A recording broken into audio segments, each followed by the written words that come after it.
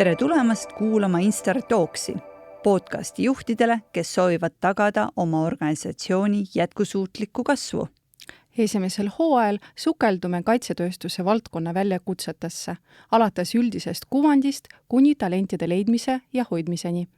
Saadet juhivad Kersti Vannas ja Jelena Laudver, eksperdid, kel on kokku üle 40 aasta kogemus tööandja brändingu ja värbamise maailmas. Tänane külaline on CR14 juhatuse liige ja NetGroupi arearendusjuht Rootsi turul. Just. Karl Robert Reindolf. Tere, aitäh, et leidsid aega tulla. Tere hommikust kõigile. Ja alustuseks, et kas sa saaksid äkki kõigepealt tutvustada meie kuulajatel, et millega need kaks ettevõtet tegelevad? Ma usun, et NetGroupi tunnevad inimesed ilmselt paremini, aga CR14 äkki lühidalt saab tutvustada.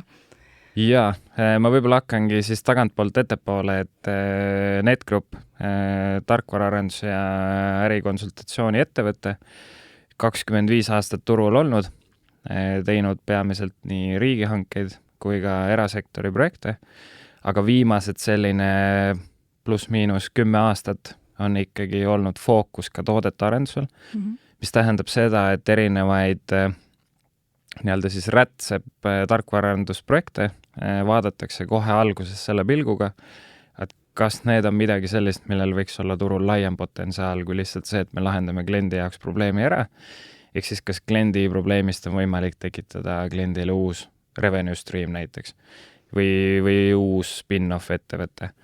Ja ma ütleks, et NetGroup on ikkagi viimastel aastatel olnud riigi jaoks ühtede olulisemate arendusprojektide juures. Kas me räägime siis bürokratist või ka sellest viimasest suuremast M-riigist, et need on meie tehtud. Kui me nüüd räägime sihtasutusest CR14, siis CR14 roll on täna toetada Kaitseministeeriumi ambitsioone, aga eelkõige ikkagi toetada ja läbi viia NATO küberkaitsekoostöökeskuse suurimaid küberõppuseid. Läbi selle siis, et meie hallata on andmekeskus, erinevad küberharjutusväljad, kus peal siis neid erinevaid õppuseid läbi viiakse. Ja veel siis lisaks muidugi panustada ka noortesse, talentidesse, et meil oleks see järelkasv. Ja kuidas me seda teeme, on siis läbi sellise noortele suunatud kübervõistluse nagu Kübernaaskel, mis siis korra aastas toimub, kus siis noortel on eelvõistlused ja mis siis päädib finaaliga ja võitja tiim siis läheb juba Eestit siis Euroopasse esindama. Aitäh. Ma saan aru, et see CR tähendabki Cyber Range, mis on küberharjutusväljag, on ju? Jaa. 14 on kas asutamise aasta või? Kui meil käivad delegatsioonid, me räägime tavaliselt kaks huvitavat lugu, et ühtepidi, jah, sul on õigus, et CR tähendab Cyber Range ja 14 tuleneb selle järgi, et kus me siis asume, ehk siis Rävala puiestee 14 ja siis ka selle järgi, millal siis esimene küberharjutusväli ka Eestis loodi, ehk siis aastaarv. Aga kui meil käivad delegatsioonid, siis me räägime ka selle teise osa sinna juurde, et kui jalgpallis on CR7, Cristiano Ronaldo 7, et siis meie oleme justkui nagu enda maailma korda 2. Korda 2, jah. Väga tore. Aga sul on kaks erinevat rolli siis, et sa istud kahe tooli peale, et sa oled juhatuse liige CR14 ja NetGroupis, et kuidas sul need kaks rolli erinevad üksteisest või siis täiendavad üksteist? Eks see nii-öelda peamine erinevus tulebki sellest, et kus see fookus on. Et kahte tooli saab täita ainult siis, kui ei teki ka huvide konflikte ja selles mõttes see pool on nagu korras. Kui me lähme sisusse, siis NetGroupis on täna minu vedada Rootsi suund, ehk siis nii-öelda räägime sellest, et kuidas laieneda Rootsi turule võimalikult efektiivselt ja milliste teenuste toodetega sinna minna ja juhtida siis seda tiimi. CR14 on minu roll vedada siis kogu ärisuunda ja müüki. Sihtasutus seadusjärgi või olemuselt ei ole või ei saa olla suunitletud puhtalt äri tegemisele, sellepärast et riiklikult toetatud ja sa ei saa turul konkureerida ikkagi erasektoriga, eks. Aga et kuidas leida see balanss, ja teistpidi tuua ka sihtasutusse nii-öelda eelarvesse ka välist müügitulu, ehk siis me suudame ka ise projekte majja tuua, aga teha ka seda selliselt, et me saame näiteks kaasata ka tööstust, ehk siis niimoodi, et meie toetamegi näiteks õppuseid infraga, meie käes on andmekeskus ja need range'id ja läbi siis hangete me kaasame tööstuspartnerid, kes siis tulevad tööriistadega õppusele juurde, mis siis aitavad õppusel monitoorida näiteks, või tähendab, kas õppust monitoorida, aidata skooringut teha, sest see õppus on ikkagi, seal on ka see nii-öelda võistlusmoment sees, eks, erinevate ülesannetesse punkte, erinevad sisutööriistad, eks, keegi peab aitama kokku kirjutada ka selle stsenaariumi, ehk siis see on hea näide PPP projektidest, ehk siis Public-Private Partnership. No ma saan aru, et jah, et äri poolest, et sihtasutus ja versus äriasutus, et seal ongi need eesmärgid ongi erinevad, aga inimesed on igal pool ju töötavad, inimesi on vaja juhtida, et sealt nagu inimeste juhtimisel vahet ei ole, et on see sihtasutus või on äriasutus. Et kuidas sinu selline võib-olla karjääriteekond arenes ja mis on olnud need peamised õppetunnid siis inimeste juhtimise ja arendamise vallas? Ja no võib-olla siin oluline täiendada ja ma arvan kuulajale, et tekiks ka see loogiline seos, et kuidas nüüd üks 26-aastane selliseid asju teeb, on see, et ma olin ajateenistuses 2021 ja kui ma sealt ka siis välja tulin lõpuks, siis ma läksin NetGroupi tööle ja toonane innovatsioonijuht kutsus mu tööle, aga kuna ma Kaitseväest võtsin kaasa ka enda magistritöö teema, kus me arendasime ühte teatud riigi jaoks vajalikku projekti ja kirjutasin sellest magistritöö, siis kui ma lõpuks magistritöö ära kaitsesin, mis oli siis selline 1,5–2 aastat pärast teenistuse lõppu, siis see oli miski, mis hakkas ikkagi teatud ringkondades liikuma. Ja üks hetk toonane, või tähendab ka praegune sihtasutuse tegevjuht kutsus siis õhtusöögile ja siis me rääkisime ja päris mitu korda kohtusime, ma arvan selline 2 või 3 kuu vältel päris mitu korda, et ma saaksin ka paremini aru, et millised väljakutsed sihtasutusel on. Aga see loogiline seos tekkiski sellest, et mul oli tekkinud see militaartaust läbi küberteenistuse ja läbi siis selle, et seda magistritööd kirjutasid. Teistpidi ma olingi olnud juba mitu aastat ka NetGroupis, teinud müüki, juhtinud tiimi, arendusmeeskondi, tarkvaraarendusprojekte ja selles rollis, mis ma täna olen ka sihtasutuses, et toetada riigi ambitsioon, et sellist toodet või teenust nagu see on küberõppus või ka siis räägime infrast CyberRange pakkuda, siis need kõik 3 punkti olid omavahel nii tugevalt seotud, et kõik need kogemused andsid selle tervikpaketti, et selles rollis nüüd nagu hakkama saada, eks. Vastus su küsimusele, mis puudutab inimeste juhtimist, siis ma lugesin nüüd mõnda aega tagasi ühe tippjuhi, ma meelega nime ei ütle, seepärast, et ta nimi ringleb veel praegu ka ja ega keegi täpselt ei tea, kuhu ta järgmisena maandub, aga ühe tippettevõtte juht, kes nüüd lähiajal oma positsioonis siis tagasi astub ja tema rääkis seda, et oluline on, et inimene, kes rühib sinna suunas, et olla tippjuht, siis ega lõpuni välja sa ei suudagi ühes valdkonnas minna detailidesse. Oluline on see, et sa kuulad inimesi, sa värbad alati enda ümber endast targemad inimesed ja sa oled kohtumistel see, kes räägib kõige vähem.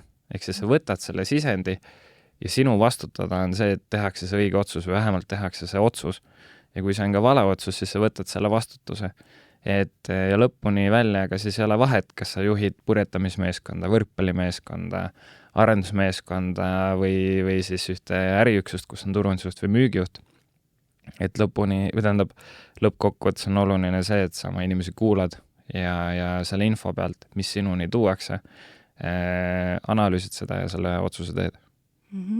Kas sinu jaoks on erinevusi, et kuidas sa juhid need küberturbe ettevõtte nagu tiimi versus tarkvara arendustiimi? Ja muidugi, selles mõttes, et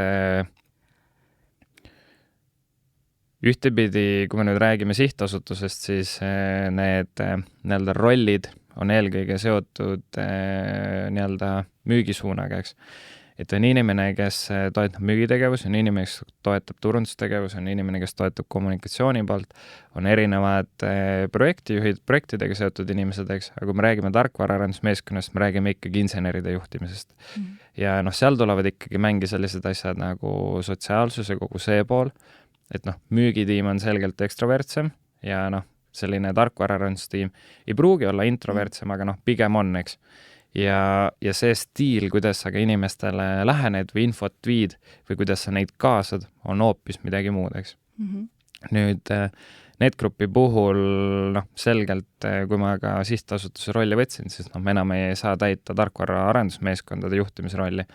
Et täna ma olen ikkagi ligemal juhatusele ja koos siis turundusjuhi, tegevjuhi ja meie partneriga siis Rootsis aitan koordineerida neid tegevusi, et mismoodi me turul võimalikult hästi õnnestuksime.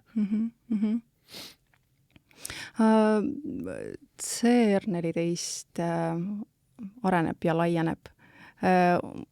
Saad sa välja tuua mingisuguseid erilisi oskusi või millised on olnud võib-olla nagu takistusi inimeste leidmisel? Et mis on seal sellist nagu kriitilist saad sa mingit oskust välja tuua? Miks neid on nii raske leida võib-olla?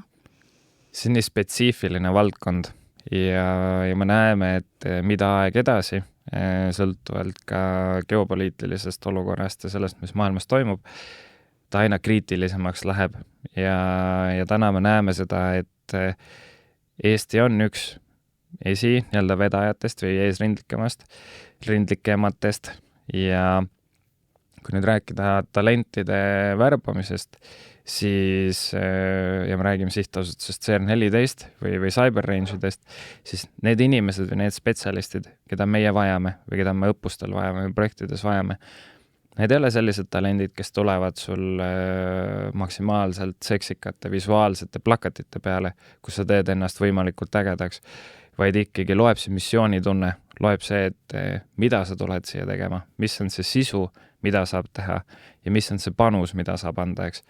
Et kui mõelda, et me veebruarikuus, kui oli vabariigi aastapäev, toetasime õppust, mis toimus Lõuna-Koreas, Range oli siin Eestis, suutsime seda edukalt teha, siis proovi mingit laadi sarnast projekti kuskilt mujalt leida, eks. Ja olime koha peal ja toetasime nädal aega kestvat rahvusvahelist õppust, eks. Et selline 10-15 kilomeetrit Põhja-Korea piirist, et juba see keskkond on nii teistmoodi. Ja seal ei loe siis see, et üliäge visuaalne plakat oli teil, et tunduda kõige ägedamad Eestis ja ma tulin, kuivõrd see, et see projekt ise on nii vinge. Ja kui nüüd mõelda veel nende kompetentside ja oskuste peale, eks, siis üks pool on ka see, et milliseid spetsialiste täna ka ülikoolides välja õpetatakse, eks.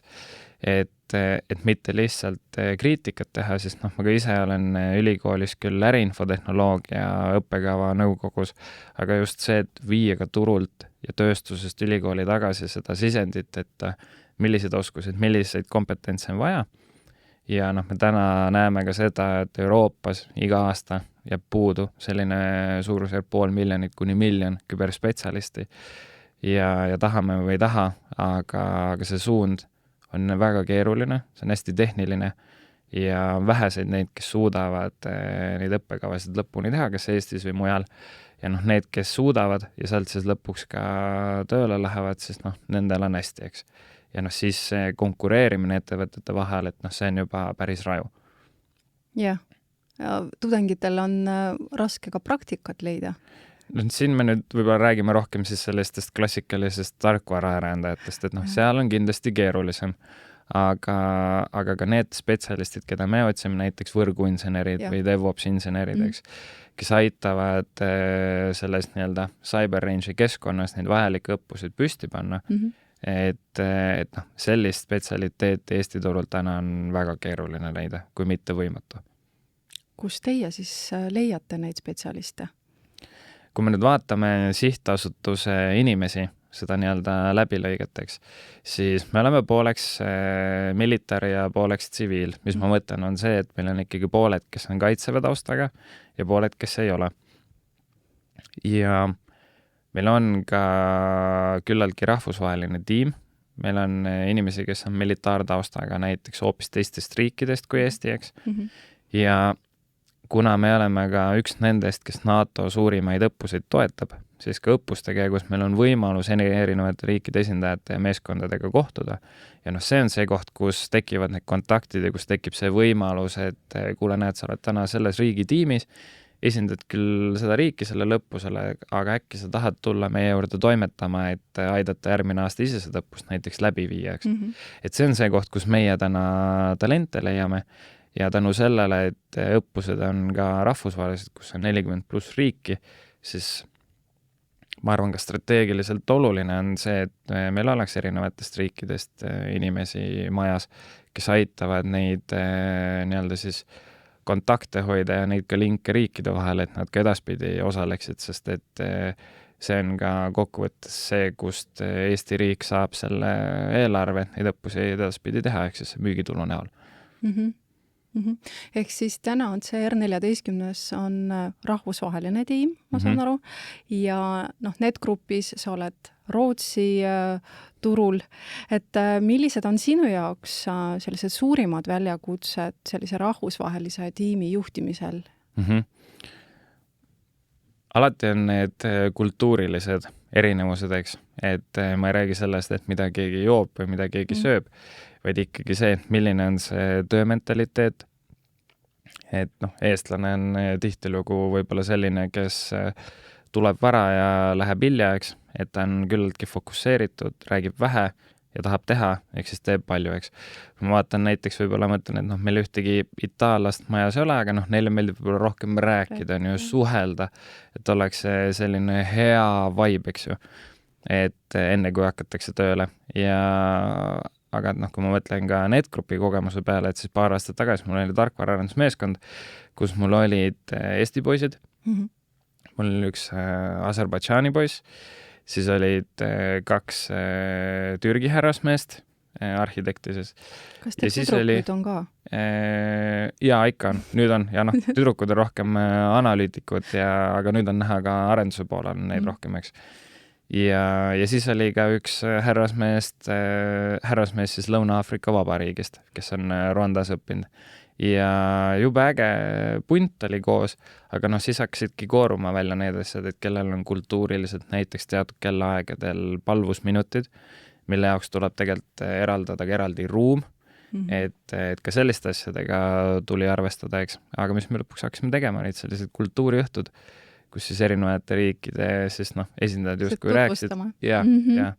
Ja usu või mitte, aga üliäge oli näha, kuidas pärast neid kohtumisi tiim hakkas üksteist oluliselt paremini mõistma. Et okei, sellepärast sa oledki teatud momentidel vaiksem, sellepärast sa teatud momentidel räägid näiteks rohkem, on ju, ja tekkis selline hea dünaamika. Ja. Väga lahe. Aga kui me jälle tuleme tagasi selle CERN14 tegevuse juurde, et mis sa ise näed, et kuidas neid küberturbe valdkonnas muutub, millised need oskused lähevad vaja meil lähima 3-5 aasta pärast või jooksul? Ja, no oluline on see, et me suudaks pidevalt jälgida seda, et milliste võtetega proovivad potentsiaalsed agressorid meid mõjutada, NATO-t mõjutada, läänemeelseid riike mõjutada, eks.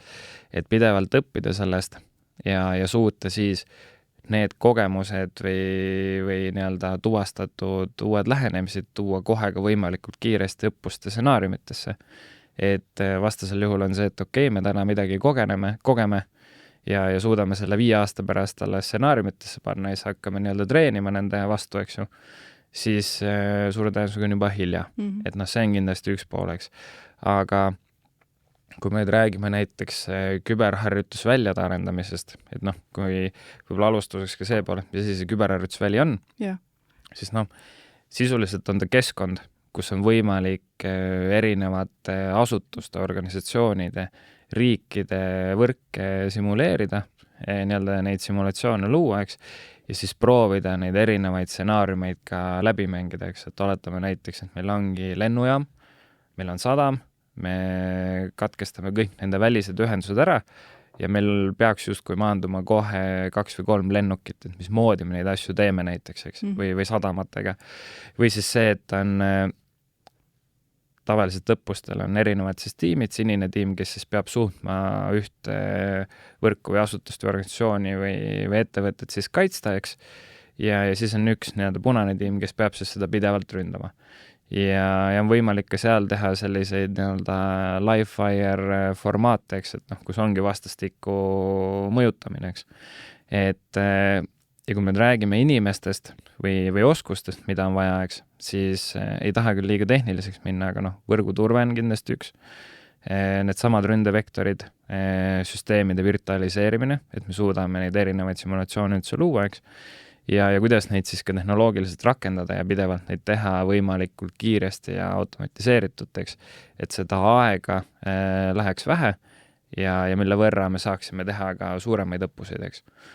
Ja üks pool on kindlasti ka need inimesed, kes suudavadki tõlkida selliseid operatiivtaseme stsenaariume siis arenduskeelde, et ka seda poolt on täna turul vähe.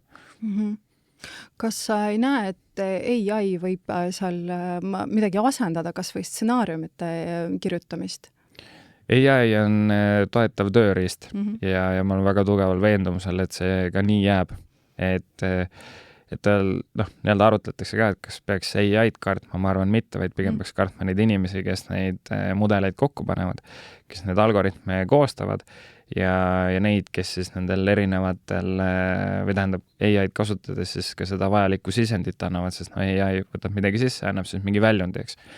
Aga kui me proovime nüüd mõelda seda konteksti, et AI ja küberõppused, siis pigem on ta toetav tööriist, õppuste käigust tekib väga palju andmeid, väga palju logisid ja tänu sellele tööriistale me suudame oluliselt kiiremini neid analüüsida ja neid vahekokkuvõtteid teha, et mitte niimoodi, et õppus saab läbi, võtame selle tohutu kirjata paketti ja siis hakkame seda analüüsima, vaatame, kes kuna mida tegi ja kas see töötas või mitte, vaid ikkagi kohe keegi proovib teatud kas kaitsetehnikat või ründetehnikat ja me anname talle kohe selle tagasisida näiteks, eks. Et pigem on see, et ta aitab teha neid õppusid efektiivsemaks, kiiremaks ja et ka see tagasiside õppusel osalejatel oleks vahetum ja kiirem ja kohati võib-olla ka sisulisem. Sa enne mainisid, et need tudengid, kes täna on, paljud katkestavad, et see eriala on natuke tehniline või on nagu keeruline. Samas mulle tundub, et noored poisid kõik tahavad häkkeriteks nagu tulla, seesama Red Team on ju, mis teeb. Et mis sinu arvates nagu peaks siis tegema, et need õpilased kas ei katkestaks, vaid rohkem siis tudengid, rohkem noori tuleks õppima seda eriala? Et see on ainult kasvava trendis, meil ju neid on vaja kindlasti rohkem ja rohkem tulevikus ka. Võib-olla siin natuke täpsustan või parandan ennast, et neid, kes võetakse nendel õppekavadel õppima, on küllaltki vähe ja nähes ka seda, et näiteks TalTechi neid erinevaid küberõppekavasid, siis ikkagi paljud, kes sinna lõpuks valituks saavad, on ka rahvusvahelised tudengid, kus ongi ka eestlased vähem, ehk siis käiakse siin, omandatakse ja suure tõenäosusega mõni rahvusvaheline ettevõte, mitte näiteks Eestis üldse värbab nad ära, eks. Aga kuna sinna see kandidatuur või tähendab see valimise protsess on keeruline, pluss ka see pool, et neid tahtjaid on väga-väga palju, siis need, kes lõpuks saavad, ikkagi need lõpuni lähevad, eks. Aga lihtsalt see ring on hästi väike. Nüüd, kui nüüd mõtleme selle peale, et mis sa tõid ka välja, et on palju neid noori, kes justkui võib-olla põhikoolis või gümnaasiumis tahavad juba midagi proovida ja teha, eks, siis Eesti on selles mõttes unikaalne, et meil see küberteenistuse formaat on ja noormees ajateenistus peab tegema niikuinii. Et siis võib-olla mõeldagi seda, et kas siis peale gümnaasiumit või käiagi bakas õppimas IT-d ära, käia siis sealt läbi, saada see kogemus alla, mille pealt on võimalik magistriõppes minna küberit õppima näiteks, eks. Et see on kindlasti variant, sellepärast, et ka need, kes küberteenistuses on, neid tihtilugu kaasatakse ka nendele samadele NATO õppustele, aga et nüüd mõelda, et teha ise kodus midagi proovida, õnnestuda, ebaõnnestuda ja läbi selle jõuda mõnele õppusele näiteks, siis pigem on vähetõenäoline. Aga mis sa arvad, kas meil on piisavalt erinevaid ka koolitusprogrammi, sest ma usun, et päris palju on võimalik anda juba enne ülikooli minekut, et mingisugune kas haridusprogramm eraldi või koolitus võiks olla või need kas mänguline või see on juba tehniline. Kas need on meil nagu piisavalt või võiks ikkagi paremini midagi teha? Siit võib-olla üleskutse ka vabariigi presidendile, kelle initsiatiivil algatati see nii-öelda AI-hüpe või kuidas seda nimetati, eks. Et me tegelikult aasta aega tagasi rääkisime sellest, või kui räägite sellest, et tiigrihüpe on nagu ära vajunud, eks, et me oma majas rääkisime vähemalt sellisest küberkotka lennust, eks. Et Eesti on sellest tugev, on selles teistega, ütleme nii teistest natuke ees, mõnede partneritega samal joonel, aga sellesse tuleks panustada kindlasti rohkem, eks. Kui nüüd võtan samm allapoole praktilisele nii-öelda tasandile, siis seesama kübernaaskel on üks asi, mis on meile antud Kaitseministeeriumi poolelt ülesandena, et tuleb noortele sellist kübervõistlust läbi viia, kus on küll peamiselt gümnasistid ja ülikooliõpilased, aga siiski see esimene võimalus päriselt proovida läbi ka nii paberi peal kui ka tehniliselt siis arvutidega erinevaid ülesandeid, milliseid ka potentsiaalselt kasutatakse näiteks õppustel, eks. Küll lihtsustatud kujul on natuke lihtsamad, aga siiski, et sa saad selle esimese tunnetuse kätte. Ja see on päris populaarne. Et ülikoolidest, või tähendab koolidest ja ka ülikoolidest esindusmeeskonnad on väljas, väga hästi saavad hakkama, et pigem on see, et mõelda, et kuidas neid ülesandeid teha selliselt, et see oleks kättesaadav ka võib-olla veel rohkem Lõuna-Eesti koolidele, on ju, ja veel kaugemale võib-olla sellisest Tallinna nagu kesklinnast, eks. Et siin Tallinna ümbruses võib-olla see tehniline kompetents on natuke kõrgem, eks, kuna selline digiühiskond on kättesaadavam ja internetiühendused ja kõik muud jutud, eks.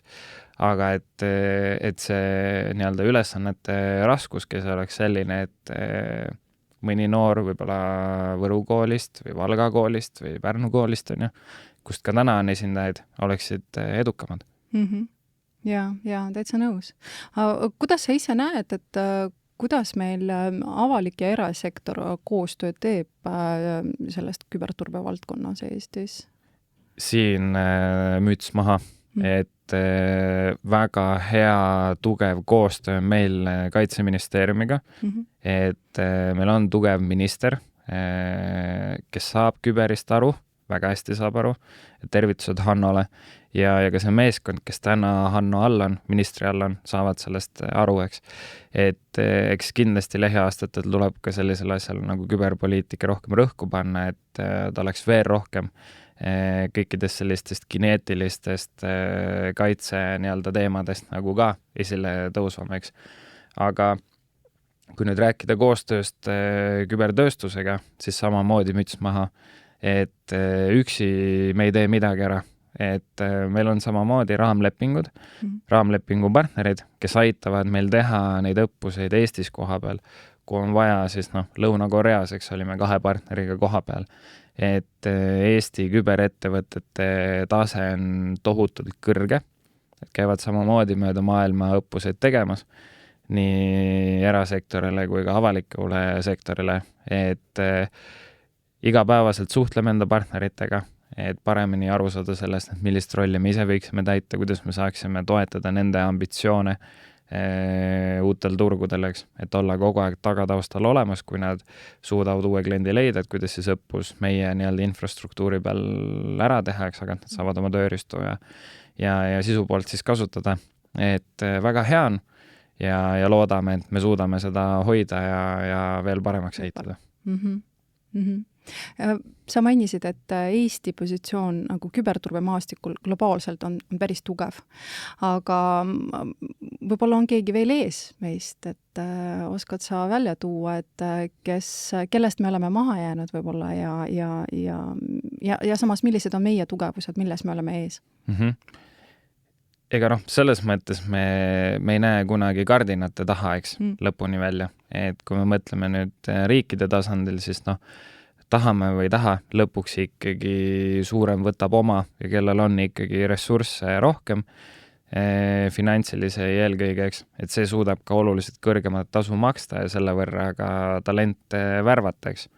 et noh, muidugi nagu me varem või nii-öelda arutasime, siis see missiooni pool ja projekti sisu ja see kõik loeb ka, aga noh, kui seal palkade erinevused on 10-tes, kui mitte 100-des, on ju, siis noh, lõpuks need otsused ühes või teises suunas lähevad. Kui me nüüd räägime Eesti positsioonist, eks, siis tänu sellele, et ühtepidi valus kogemus, kogu see pronksiöö 2007, eks, kus me esimest korda ikkagi väga tugevalt saime pihta ja tükk aega pärast seda olid erinevad riigiteenused maas. Aga nagu öeldakse, nii karjäärialaselt kui ka eraelus, et sellised kogemused õpetavad kõige rohkem, kasvatavad sind kõige rohkem, mida rohkem sa teatud mõttes justkui nagu peksa saad, eks seda tugevam sa oled, siis tänu sellele, et pronksiöö järel need ründed toimusid, siis ka see esimene alge või idu pandi idanema, et sellised asjad nagu küberharjutusväljad Eestisse võiks looda, sest et saadi aru, et meil on vaja neid liivakaste või teist keskkondi, kus me saaksime valideerida seda, et meie teenused püsivad püsti, et me saaks rohkem harjutada ja neid proovida siis läbi testida, enne kui me need ka produktsiooni siis paneme, eks. Ja tänu sellele valusale kogemusele ongi Eestil kõige rohkem neid arme, mis on nüüd ikkagi aastate jooksul ära lapitud ja noh, tänu sellele me oleme ikkagi üks kaitstumaid, eks. Sest et me oleme pidevalt rindejoonel, kogu aeg toimub midagi, lihtsalt võib-olla nendest asjadest räägitakse ka vähem, sellepärast et need ründed õnnestuvad väga vähe, et neid toimub, aga need sellised, mis ka päriselt mingit mõju avaldaksid või millel oleks sellele, kes seda läbi viib ka õnnestumine, siis noh, neid on vähem.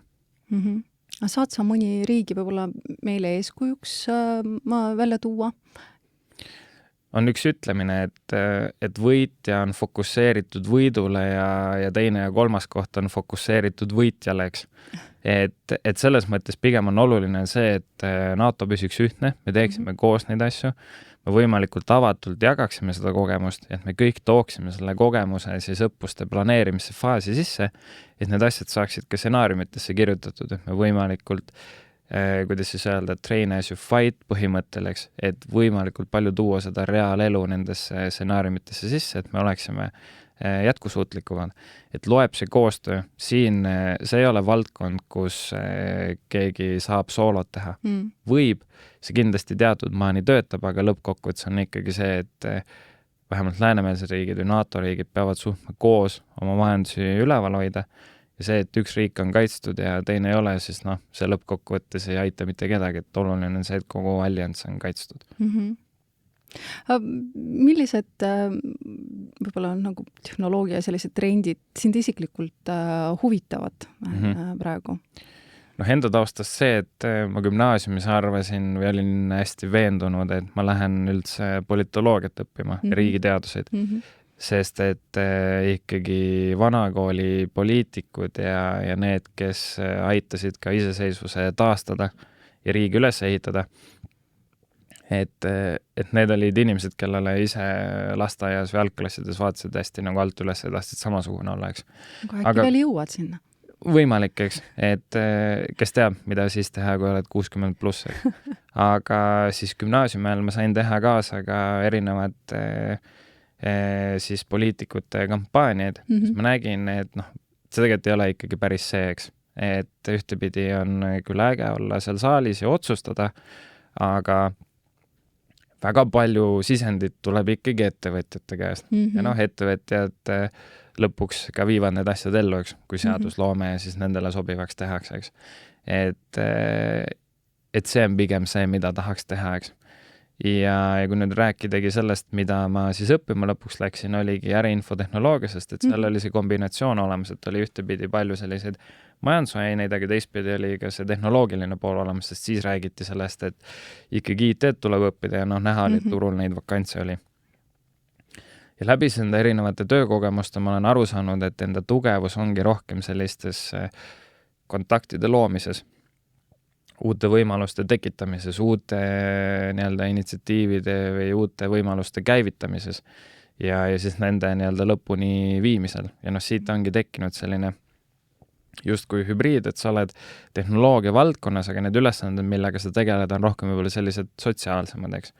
Ja nüüd vastus küsimusele ongi see, et pigem ma ise jälgin seda, et millises suunas ikkagi täna turg liigub, millises suunas maailm liigub, eks, ja proovin võimalikult palju kuulata ikkagi neid, kes meil vahetult ka õppustel osalevad, et saada seda tagasisidet, mida näiteks kliendid vajavad, eks. Et mida on järgmistel õppustel vaja ka meil kui õppuse läbiviijal juurde panna, et riigid oleksid huvitatud osalemast, eks. Ja noh, üks asi, mille me oleme ka õhku visanud, on see, et täna küll riigid omavahel treenivad ja nii-öelda militaarpool, aga et kuidas võib-olla panna kokku ka selliseid õppuse formaate, kuhu tuua ka ettevõtete esindajaid, kriitilisi infrastruktuuri pakkujaid, lennujaamad, sadamad, haiglad, eks. Et ka sellest tekiks eraldi õppuse formaat. Et siis liigub see küber võib-olla ka natuke rohkem vahepeal nii-öelda sinna. Erasektorisse nagu, jah. Mitte lõpuni veel erasektorisse, aga vähemalt nad on kaasatud, sest et kübersõda täna ei ole nii väga riikide vahel, kuivõrd juba ka ettevõtete vahel, eks. Et ka Eestis on mõned lood olnud ja vajadus on sellist õppust ära kindlasti. Ma millegipärast arvasin, et see juba toimub.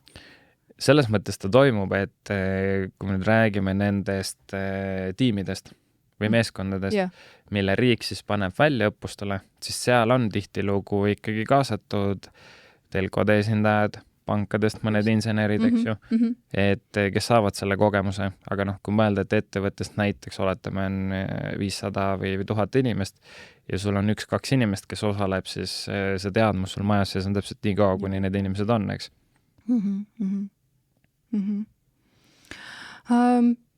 Kui sa vaatad kõiki oma neid kogemusi, mis oleks see üks sõnum, mida tahaksid meie kuulajatele edastada seoses küberturbe ja talendi arendamisega? Järjepidevus ja distsipliin on ikkagi need 2 sõna, mis olenemata sellest, millises valdkonnas sa tegutsed, on olulised, et organiseeritustase peab olema, sa pead olema fokusseeritud, eks, aga ka see pool, et kui need eesmärgid on väga-väga suured, et siis tuleb olla valmis ka vähemalt sama palju midagi muud ohverdama, et kõike korraga ei saa. Oluline on olla nende erinevate tehnoloogiliste arengutega kursis, kui me nüüd räägime kübervaldkonna spetsiifiliselt, et siis on võimalus ikkagi ka selles maailmas toimetada, olla kaasatud, saada ikkagi osa nendest õppustest, eks. Aga võib-olla lõppu ka see, et ega meil on üks Eesti, üks ainus, et seda tuleb hoida, riik vajab neid talente, et tööandjad peavad oma inimesi hoidma, peavad neile nii-öelda siis võimaldama neid erinevaid väljakutseid ja kujundama sellise karjäärimudeli, mis on ikkagi ka piisavalt challenging, et sul ei ole ainult lõbus ja mugav tööle tulla, vaid sa iga päev tunnetad, et natuke on ikkagi mingit sellist head stressi ka, et aasta pärast saaks vaadata, et olen muutunud, olen arenenud, eks. Ja, täitsa nõus. Super, aga aitäh sulle selle vestluse ees, oli väga põnev, tahaks isegi pikemalt rääkida, aga ma usun, et mingi hetk saame jätkata. Edu sulle! Suur aitäh! Ja kuulmiseni!